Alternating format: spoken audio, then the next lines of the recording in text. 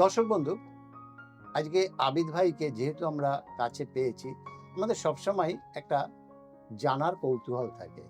আর আবিদ ভাইকে পেলে অনেক কিছু জানতে পারি।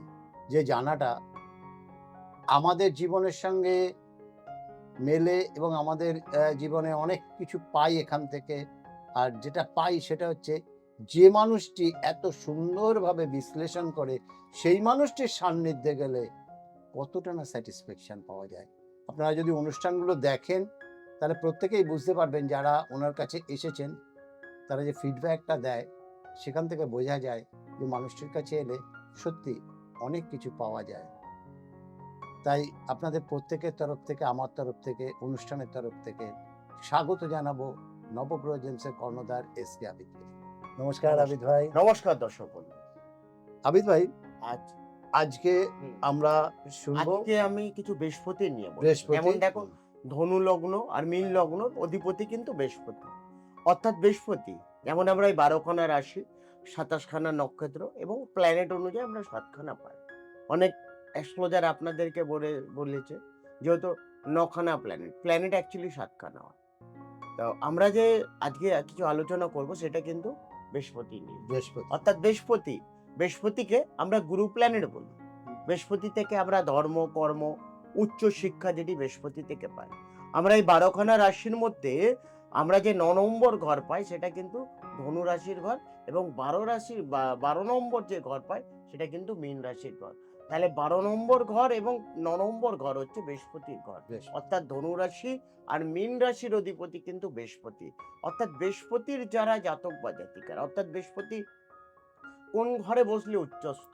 আজকের দিনে দেখো, বৃহস্পতি কিন্তু মিথুন রাশির ঘরে। আচ্ছা। বৃহস্পতি ১২ বছরের মধ্যে প্রত্যেকটা ঘর অনুযায়ী, যেমন আজকের দিনে মিথুন রাশিতে ১ বছর, প্রত্যেক বছর অনুযায়ী সবথেকে বড় প্ল্যানেটের মধ্যে যেমন আমি বলেছি আপনাকে, যেমন রাহু আর কেতু, এটা কিন্তু ১.৫ বছর করে।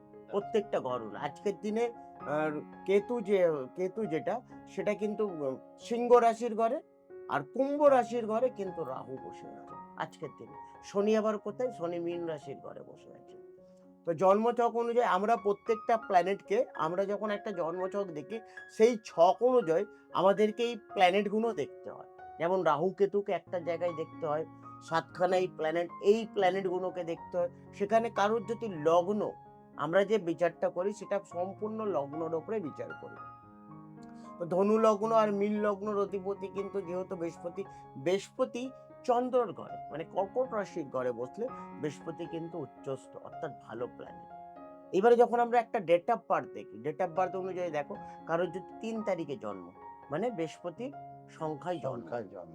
কারোর যদি ১২ তারিখে জন্ম মানে বৃহস্পতি, কারোর যদি ২১ সংখ্যায় জন্ম মানে বৃহস্পতির সংখ্যায় জন্ম, কারোর যদি ৩০ সংখ্যায় জন্ম তাহলে বৃহস্পতি। কেন দেখো, ২ আর ১ ৩, ২ আর আবার ১ সেখানে ৩, ১ আর ২ ৩। আর আমাদেরকে পার্টিকুলার এইগুলো দেখতে হয়। একটা হয় মূলান সংখ্যা, একটা হয় ভাগ্যবান সংখ্যা। তো ধনু লগ্ন বা মীন লগ্ন যাদের, তাদের ক্ষেত্রে আমরা বেশিরভাগ ব্যবসা পাই। তাদের পৈতৃক ব্যবসা। তারা কিন্তু বৃহস্পতির যারা জাতক বা জাতিকা, তারা চাকরির দিকে এগোয়নি। তাদের বেশিরভাগ ব্যবসা। বেশিরভাগ আমরা তাদেরকে কমার্স নিয়ে পড়াশোনা দেখি, মার্কেটিং লাইন নিয়ে পড়াশোনা। তো বৃহস্পতি সবসময় চন্দ্রর ঘরে উচ্চস্থ এবং সেই জায়গাকে আমরা গজকেশরী যোগ বলা যায়। তাদের পৈতৃক ব্যবসা অথবা তারা প্রচন্ড কর্মঠ, তারা ব্যবসাকে প্রচন্ড লাইক করে। সেখানে দেখো, বৃহস্পতি আর রাহু যদি এক ঘরে বসলে, বৃহস্পতি রাহুর কিন্তু গুরুচণ্ডাল দোষ, খুব খারাপ প্রভাব দেয়। বৃহস্পতি আবার নিচস্থ তোমার মকর বা কুম্ভ রাশির ঘরে, সেই ঘরে যদি রাহু আর বৃহস্পতি এক ঘরে বসলে, সেই জাতক বা জাতিকারা তাদের ব্যবসা হয় না, তাদের ব্যবসা নিয়ে প্রচন্ড সমস্যা আছে, তাদের ম্যারিড লাইফ নিয়ে সমস্যা আছে, তাদের সন্তান নিয়ে সমস্যা আছে। যেহেতু বৃহস্পতি শনির ঘরে বসলে শনি বকরি অবস্থা, অর্থাৎ খারাপ প্রভাব দেয়। কারণ আচ্ছা। বৃহস্পতি আমাদের কর্ম, অর্থাৎ বৃহস্পতি 9th হাউস, ভাগ্যস্থান। তোমার যদি ভাগ্য খারাপ থাকলে তুমি জীবনে উন্নতি করতে পারবে না। তুমি কর্ম যতই করে নাও, তুমি যতই খাটাখাটনি করে নাও, ভাগ্য বলে একটা জিনিস আছে। অনেকে হয় না, বলে কি না খাটলে অনেক কিছু পাওয়া যায়। তো ভাই, খাট একটা হয়, বলে না ইনকামের জায়গা, হুম, হুম। মানে পরিশ্রম মানুষের। পরিশ্রম। হ্যাঁ, বলে না আমাদের একটা কাহাওয়াত আছে, মেহনত সে রুটি মিলতা और किस्मत से पैसा। ক্রিসমাস।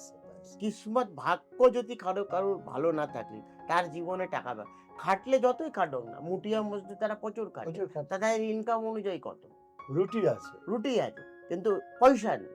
পয়সা ভাগ্য থেকে মানুষের কাছে। যদি তোমার ভাগ্য ভালো, ভাগ্যর জায়গা হচ্ছে বৃহস্পতি।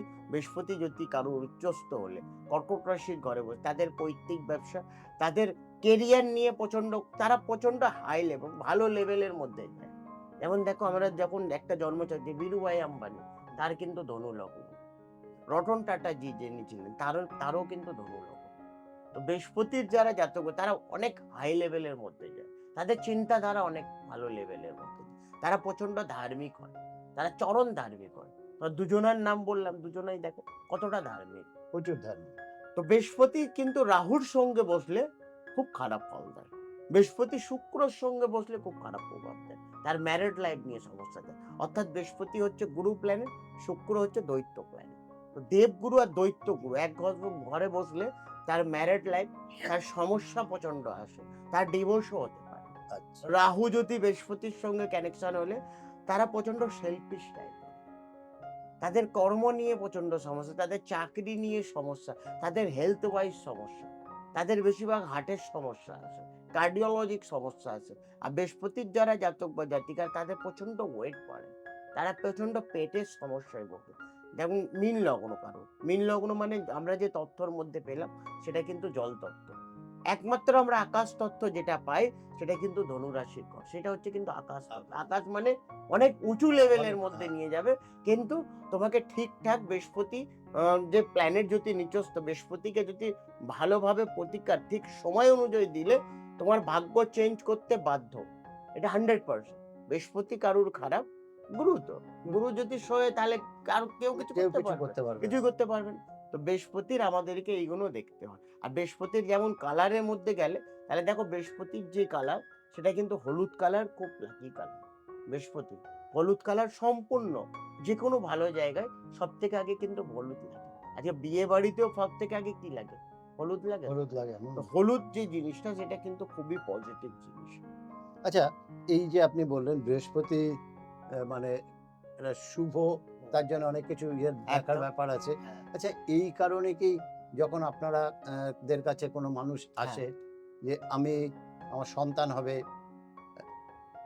সময়টা কখন নেব, হুম। তখন এবং অনেকে বলে যে দেখুন না, লগ্নে যাতে বৃহস্পতি থাকে, এরকম একদম। দেখে, এই যে লগ্নে যদি বৃহস্পতি থাকে তাহলে দেখো, কি খুব লগ্ন অনুযায়ী যেটা আমি বললাম, এইবারে যদি কেউ যদি শনির জাতক, কারোর যদি মকর লগ্ন বা কুম্ভ লগ্ন হয়, সেখানে বৃহস্পতি তো নিচস্থ, খারাপ ফল দেবে। হ্যাঁ, কারো যদি কর্কট লগ্ন, সেখানে বৃহস্পতি খুব ভালো ফল দেবে। ভালো ফল দেয়? রবি ঘরেও অতটা খারাপ প্রভাব দেবে না, যেহেতু অগ্নি তত্ত্ব। মঙ্গলে ঘরেও খারাপ প্রভাব দেবে না।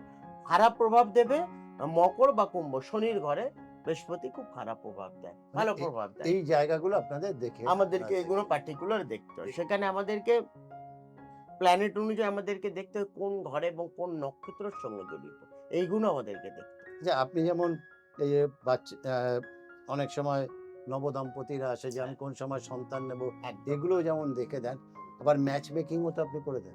হ্যাঁ, ম্যাচ মেকিং আমাকে করতেই হয়, সেখানে আমাদেরকে গুণ বিচার করতে হয়। অনেকেরই দেখি 36% মানে ভালো, খুবই ভালো। আর অনেকেরই দেখি 20, মানে আমরা যখন একটা ম্যাচ মেকিং করি, সেখানে আমাদের পার্সেন্ট পাওয়া যায়, মানে 20+ হলে মোটামুটি ভালো। ভালো। আর 20-র নিচে হলে তখনই ম্যারিড লাইফ অথবা সন্তান নিয়ে সমস্যা আছে, একদম সমস্যা আছে। এইগুলো দেখা এবং তার আগে যাতে না আসে সেগুলো প্রোটেকশন দিয়ে সেইগুলো প্রোটেকশন আমরা বলে দেবো হয় কি, কোন পাথর, অথবা অনেকে যারা পাথর অ্যাফোর্ড করতে পারে না, তাদেরকে মন্ত্র বলা যায়, এই বৃহস্পতির কি বীজ মন্ত্র, সেইগুলো আমরা বলে দিই। দর্শক বন্ধু, এই কথাগুলো জিজ্ঞেস করার কারণ একটাই, যে ওনার কাছে এলে কিভাবে উনি আপনাদেরকে গাইডলাইনটা দিয়ে দেয়, সেই কারণেই কিন্তু এটা জানা। এখান থেকে আপনারা অবশ্যই বুঝতে পারছেন যে সত্যি এই মানুষটার কাছে এলে আমরা অনেক কিছু পাবো এবং গাইডলাইনটাও খুব সুন্দরভাবে পাবো। তাই স্কলিংয়ে যে নাম্বার রয়েছে, এই নাম্বারে ফোন করে বুকিং করে যোগাযোগ করতে হবে। প্রতি মঙ্গলবার এবং শনিবার 12টা থেকে রাত্রির 8টা পর্যন্ত পাবেন। অগ্রিম বুকিংটা কিন্তু বাঞ্ছনীয়। ফোন করবেন, যারা আছেন সম্পূর্ণরূপে আপনাদের সাহায্য করবেন। জেনে নিয়ে বুকিং করে যোগাযোগ করুন। আর চ্যানেলটাকে লাইক, শেয়ার, সাবস্ক্রাইব করতে ভুলবেন না। আপনি যত শেয়ার করবেন তত মানুষ কিন্তু জানতে পারবে এবং সেটা প্রত্যেকের ক্ষেত্রে উপকার হবে। এইটুকু আপনাদের কাছে আশা রাখবো, রেখে অনুষ্ঠান শেষ করব।